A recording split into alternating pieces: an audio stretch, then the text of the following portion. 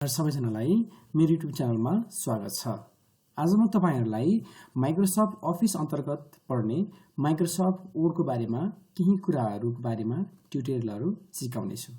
त्यसकारण गर्दाखेरि माइक्रोसफ्ट वर्डका विभिन्न खालका महत्त्वपूर्ण कुराहरु तपाईले आज सिक्नुहुनेछ। माइक्रोसफ्ट वर्ड, माइक्रोसफ्ट पावरपोइन्ट र माइक्रोसफ्ट एक्सेल विभिन्न खालका सफ्टवेयरहरु माइक्रोसफ्ट अफिस अन्तर्गत पर्दछन् र यो माइक्रोसफ्ट वर्ड विशेष गरी विभिन्न कार्यालय प्रयोजनहरुको लागि जस्तै प्रपोजल बनाउन, चिठीहरु लेख्नको लागि र अन्य डकुमेन्टहरु तयार पार्नको लागि प्रयोग गरिन्छ।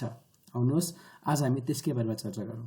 यदि तपाईहरु मेरो युट्युब च्यानलमा नयाँ हुनुहुन्छ र तपाईले पहिलोचोटि यो भिडियो हेर्दै हुनुहुन्छ भने कृपया मेरो युट्युब च्यानललाई सब्स्क्राइब गर्न, लाइक, कमेन्ट र शेयर गर्न पक्कै पनि नबिर्सिनु होला भन्दै आजको ट्युटोरियल सुरु गर्न चाहन्छु। सुरुमा तपाईले यो इन्टरफेस देखिरहनु भएको छ। त्यसको लागि तपाईले के गर्नु भन्दाखेरि विन्डोज बटन थिच्नु होला। कीबोर्डमा भएको विन्डोज बटन, विन्डोज र आर बटन थिच्नु होला। त्यसपछि विन WORD विन वर्ड भन्ने डकुमेन्ट तपाईले टाइप गर्नु, त्यसपछि ओके गर्नु होला।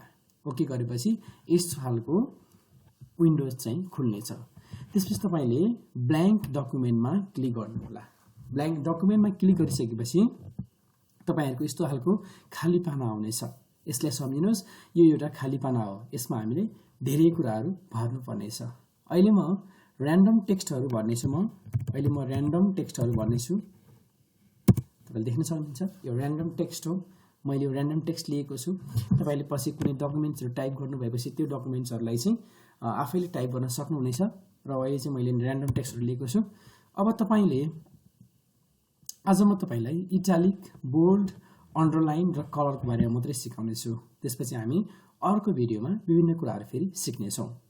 तपाईले यहाँ माथि देखिरहनु भएको छ विभिन्न अप्सनहरु रहेका छन्। आज हामी यो कोठा भित्र रहेको कुराहरु मात्रै हामी सिक्ने छौं। तपाईले यहाँ देख्न सक्नुहुन्छ यसलाई भनिन्छ, यसमा चाहिँ फन्टहरु, डिफरेन्ट टाइप्स अफ फन्टहरु रहेका छन् र यसमा रहेको छ फन्टको साइज कत्रो बनाउने र यो बिग ए भनेको यसलाई चाहिँ हामी के भन्छौं भन्दाखेरि यसलाई चाहिँ हामी ठूलो ग्रेटर र यसलाई स्मलर बनाउने। यसमा ए तपाईले देख्नु भएको छ। यसमा चाहिँ डिफरेन्ट काइन्ड्स अफ धेरै अप्सन्सहरु रहेका छन् र यसमा तपाईले यहाँ देख्नुहुन्छ फर्म्याट टुल, जसलाई हामी फर्म्याटिङ भन्छौं। यसमा हामी देख्छौं यहाँनिर बुलेट्सहरु रहेका छन् र यसमा अलाइनमेन्टहरुको कुराहरु छ, प्याराग्राफ कुरा छ, फन्टको कुरा छ।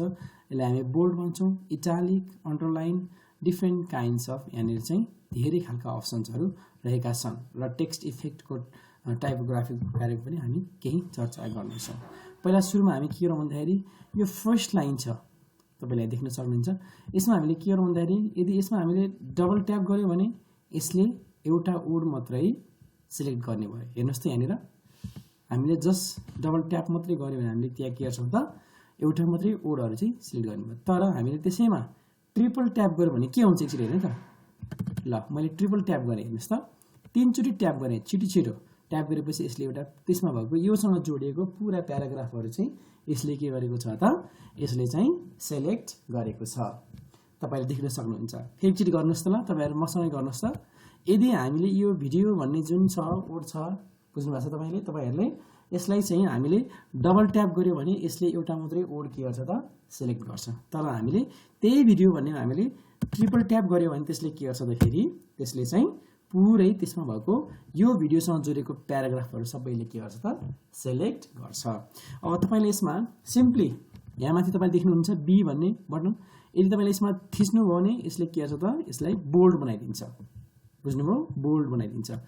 र यदि तपाईले सर्टकट कीहरु युज गर्न चाहनुहुन्छ भने तपाईले कन्ट्रोल प्लस बी, बुझ्नुभयो, कीबोर्डमा रहेको कन्ट्रोल बी थिच्नु भयो भने फेरि के हुन्छ बोल्डबाट हट्छ। फेरि त्यसमा थिच्नु भयो भने के हुन्छ त यो फेरि बोल्ड हुन्छ। र यसले हामी के गरौँ त इटालिक गरौँ। ल अघि जस्तै ट्रिपल ट्याप गरौँ। ट्रिपल ट्याप गरेपछि यहाँले तपाईले देख्नुहुन्छ कन्ट्रोल प्लस आई है, कन्ट्रोल प्लस आई थिच्यो भने यसमा यो केमा भएको छ, यो चाहिँ केमा गएको छ, यो चाहिँ इटालिकमा चेन्ज भएको छ।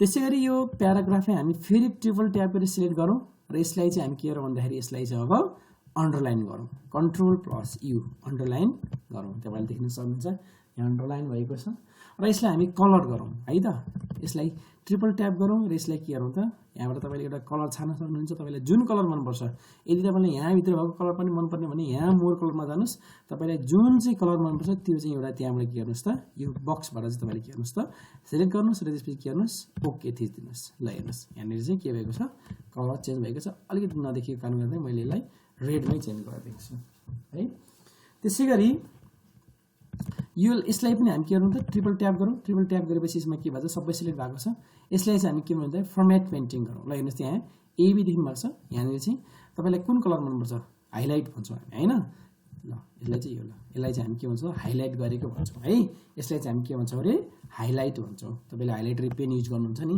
त्यो नै यसको अप्सन हो ल हेर्नुस् त हाम्रो यो एउटा प्याराग्राफ छ जसलाई हामी सुरुमा के गर्यौं ल हेर्नुस् अब म तपाईलाई एक दुईटा कुरा सिकाउँछु सिम्पल एउटा CTRL प्लस B भनेको के रहेछ बोल्डको लागि रहेछ है बोल्ड गर्ने कसरी देख्नुभयो हेर्नुस् त यसलाई के गर्ने यसलाई सिलेक्ट गरौँ नभए यसलाई डबल ट्याप गरौँ डबल ट्याप गरेपछि त्यसपछि कन्ट्रोल B गरे नि यो के हुन्छ त बोल्ड हुन्छ है त्यसै अर्को के छ कन्ट्रोल प्लस I भनेको के रहेछ इटालिक के हो रे इटालिक ल इटालिकलाई कन्ट्रोल प्लस I थिच्नुस् त त्यो अलिकति ढल्किन्छ त्यो देख्नु भएको छ तपाईले त्यसैगरी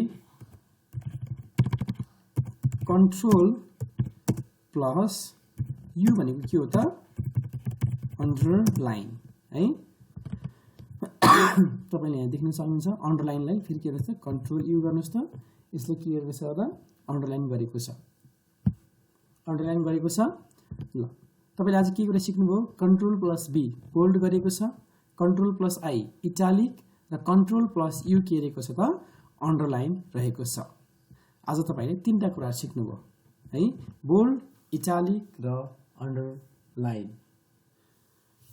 आजको ट्युटोरियलमा हामी यति नै गरौँ हामी अर्को नेक्स्ट भिडियोहरुमा चाहिँ विभिन्न कुराहरु सिक्ने छौं आजको लागि हामी यति नै गरौँ तपाईले आज तीनटा कुरा सिक्नु भएको छ बोल्ड त्यसैगरी इटालिक अन्डरलाइन र कलर टेक्स्ट र हाइलाइटको कुराहरु सिक्नु भएको छ हामी नेक्स्ट एपिसोडमा चाहिँ विभिन्न बुलेट पोइन्ट्सहरु कसरी गर्ने र त्यसलाई डिफरेंट टाइप्स अफ फन्ट्सहरुमा कसरी चेन्ज गर्ने भन्ने बारेमा हामी सिक्ने छौं आजको लागि यति नै गर्न चाहन्छु thank you so much for watching please don't forget to subscribe like comment and share